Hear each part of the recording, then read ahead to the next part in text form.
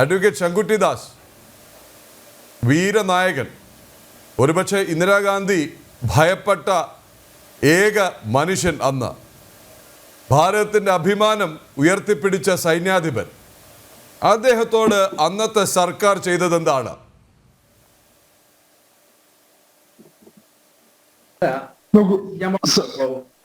എന്നോടാണോ ചോദ്യം? ശങ്കുട്ടി ദാസിനോട് തന്നെയാണ് ചോദ്യം. സേനാപതി വേണു ഇത് ശ്രദ്ധിച്ച് കേൾക്കണമെന്ന് ഞാൻ പറഞ്ഞതാണ്.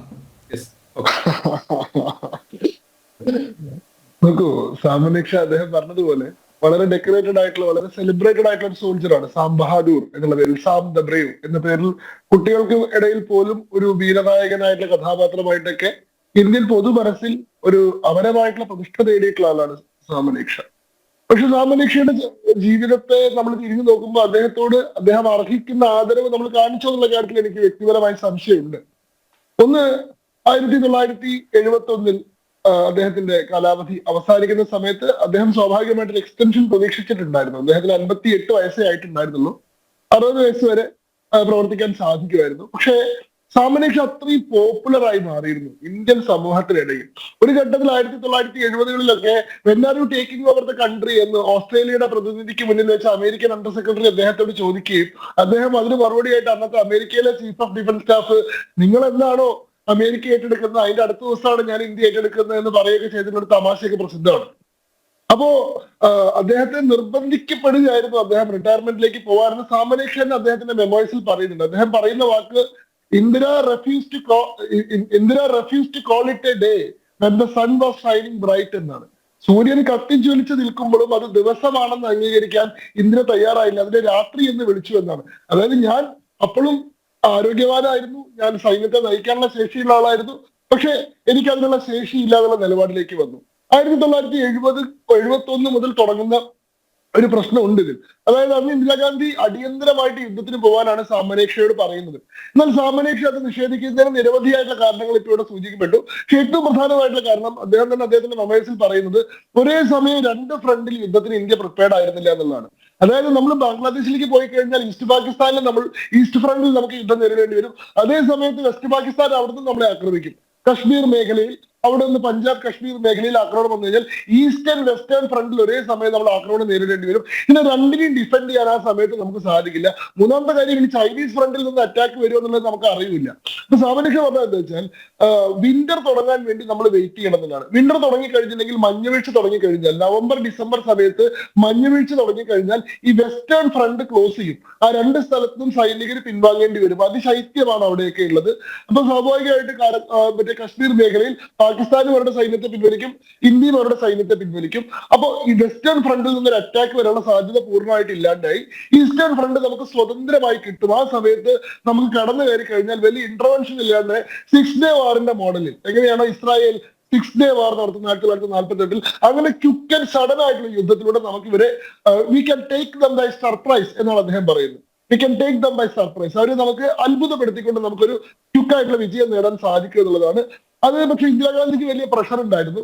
ഇന്ദിരാഗാന്ധി അതിവേഗത്തിൽ പ്രിപ്പയർനെസ് ഉണ്ടാക്കാൻ പറയുന്നു. അതിന്റെ ഭാഗമായിട്ടാണ് റോയുടെയും ഇന്ത്യൻ ആർമിയുടെയും നേതൃത്വത്തിൽ നമ്മൾ ബംഗ്ലാദേശിൽ ഒരു ഗൊറില്ല ഫോഴ്സിനെ, മുക്തി ബാഹിനി എന്ന പേരിൽ ഇന്ത്യൻ ആർമി തന്നെ ട്രെയിൻ ചെയ്തിട്ട് ഏതാണ്ട് 75,000 ആളുകൾ വരുന്ന ഒരു ഗറില്ല ഫോഴ്സിനെ നമ്മൾ ഉണ്ടാക്കിയെടുക്കുന്നത്.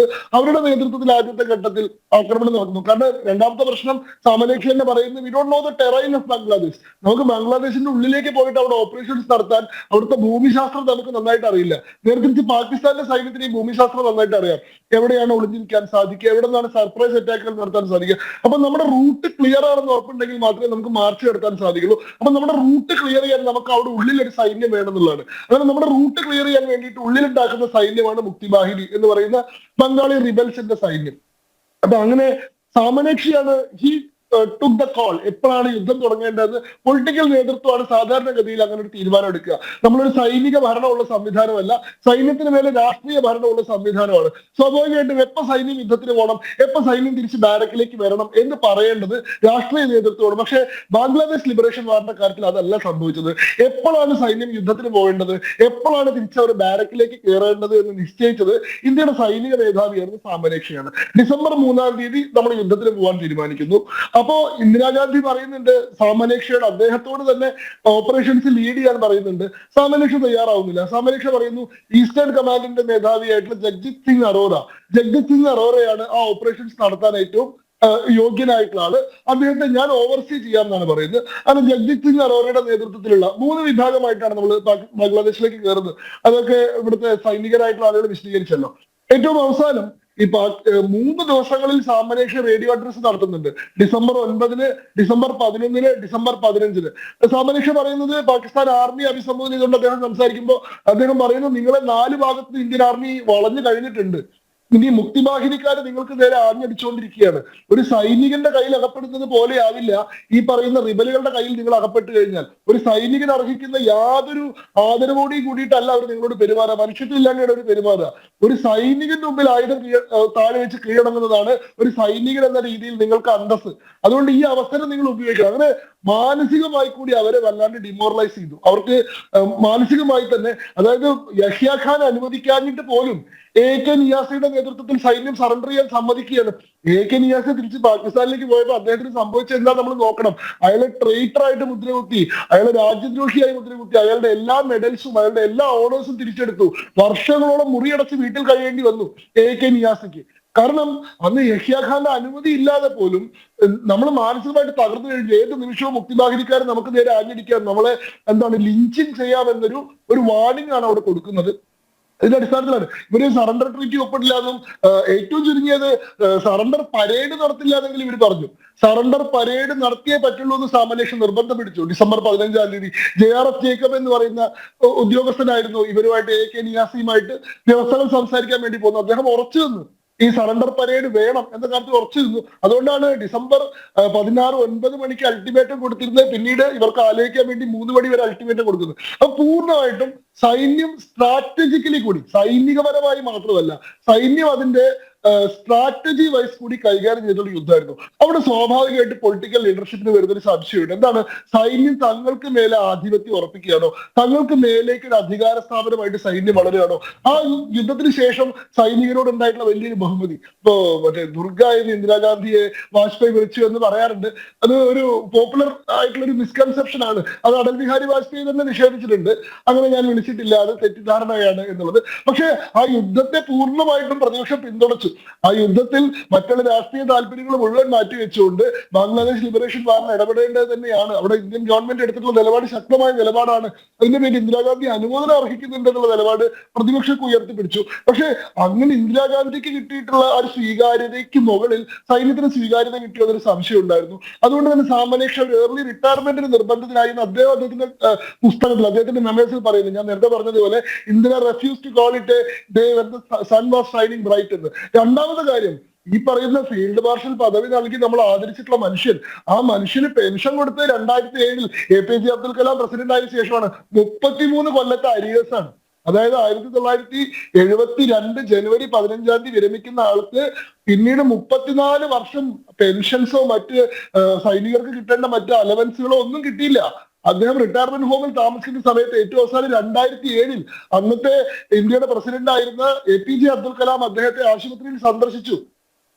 അപ്പോ BJP ഗവൺമെന്റ് അപ്പോയിന്റ് ചെയ്തിട്ടുള്ള ആളാണ് കേട്ടോ APJ അബ്ദുൽ കലാം. നിങ്ങൾ അപ്പോയിന്റ് ചെയ്തിട്ടുള്ള രാഷ്ട്രപതി അല്ല, ഞങ്ങൾ അപ്പോയിന്റ് ചെയ്തിട്ടുള്ള രാഷ്ട്രപതി ഏറ്റവും അവസാനം അദ്ദേഹത്തെ സാമരക്ഷ ആശുപത്രിയിൽ സന്ദർശിച്ചപ്പോ അദ്ദേഹത്തോട് എന്തെങ്കിലും ആവശ്യമുണ്ടോ എന്ന് ചോദിച്ചപ്പോൾ അദ്ദേഹം പറഞ്ഞു, എനിക്ക് ഇതുവരെയായിട്ടും എന്റെ പെൻഷൻസോ എന്റെ അലവൻസസോ ഒന്നും ക്ലിയർ ചെയ്ത് കിട്ടിയിട്ടില്ല. അവിടെ വെച്ച് APJ അബ്ദുൽ കലാം, എനിക്ക് തോന്നുന്നു 1.5 കോടി രൂപയുടെ ചെക്കാണ്. അതുവരെയുള്ള അലവൻസ് മുഴുവൻ പരിശോധിച്ചു കഴിഞ്ഞാൽ ഏതാണ്ട് 1.5 കോടി രൂപ അദ്ദേഹത്തിന് ബാധ്യത ഉണ്ടായിരുന്നു. 1.5 കോടി രൂപയുടെ ചെക്ക് അവിടെ വെച്ച് ബഹുമാനപ്പെട്ട രാഷ്ട്രപതി ഒപ്പിട്ട് കൊടുത്തു 2007-ൽ. അദ്ദേഹം വാർദ്ധക്യത്തിന്റെ ഏറ്റവും അവസാന ഘട്ടത്തിൽ എത്തിയിരുന്ന, മരണത്തിനോട് തൊട്ടു മുമ്പിൽ എത്തിയിട്ടുള്ള ഘട്ടത്തിലാണ് ഈ രാജ്യം അദ്ദേഹത്തിന്റെ പെൻഷനും അലവൻസും കൊടുത്തതെന്ന് പറഞ്ഞു കഴിഞ്ഞാൽ അദ്ദേഹത്തോട് എത്ര വലിയ അനാദരവാണ് ചെയ്തതെന്ന് ചോദ്യമുണ്ട്. മൂന്നാമത്തെ ഒരു പ്രശ്നം ഞാൻ പറയുന്നത്, ഇപ്പൊ നേരത്തെ ശ്രീ സേനാപതി വേണു പറയുന്നു, ബംഗ്ലാദേശിന്റെ പ്രദേശത്ത് ഇന്ത്യയോട് കൂട്ടിയോജിപ്പിക്കുക, ആ പ്രദേശത്ത് അനക്സ് ചെയ്യുക എന്നുള്ളത് പൊളിറ്റിക്കലിയും ജോഗ്രഫിക്കലിയും സ്ട്രാറ്റജിക്കലി ഒന്നും പോസിബിൾ അല്ല. ഞാൻ 100% അതിനോട് യോജിക്കുന്നു. കാരണം ആ ബംഗ്ലാദേശ് എന്നുള്ള മേഖല ഇന്ത്യയോട് കൂട്ടിച്ചേർത്തിരുന്നെങ്കിൽ ഇന്ത്യക്ക് സ്ഥിരമായിട്ടൊരു തലവേദന സൃഷ്ടിക്കുന്ന ഒരു പ്രദേശമായിട്ട് അത് മാറുമായിരുന്നു. കാരണം ആ ഭൂപ്രദേശത്തെ ജനങ്ങൾ 1971-ൽ അവിടുത്തെ ജനങ്ങളെ സംബന്ധിച്ചിടത്തോളം അവരുടെ സംസ്കാരമായിരുന്നു വലുത്. മതത്തിന് മുകളിൽ നിന്നിരുന്ന സംഭവം അന്ന് അവിടെ സംസ്കാരമായിരുന്നു. 50 കൊല്ലം കൊണ്ട് എങ്ങനെയാണ് അവിടുത്തെ അവസ്ഥ മാറിയതെന്ന് ആലോചിച്ച് നോക്കൂ. ബംഗ്ലാദേശിൽ ഇപ്പോ ഈ പറയുന്ന ബംഗ്ലാദേശ് ലിബറേഷൻ വാറിൽ സഹായിച്ചിട്ടുള്ള ഇന്ത്യയെ ശത്രുക്കളായി കടക്കുന്ന മനസ്ഥിതിയോട് കൂടിയിട്ടാണ് അവിടുത്തെ ബഹുഭൂരിപക്ഷം ബംഗ്ലാദേശികളും പ്രവർത്തിക്കുന്നത്. സാമനേക്ഷ മരിച്ചപ്പോ ഔദ്യോഗികമായിട്ട് അനുശോചനം അറിയിക്കാൻ ബംഗ്ലാദേശ് തയ്യാറായില്ല.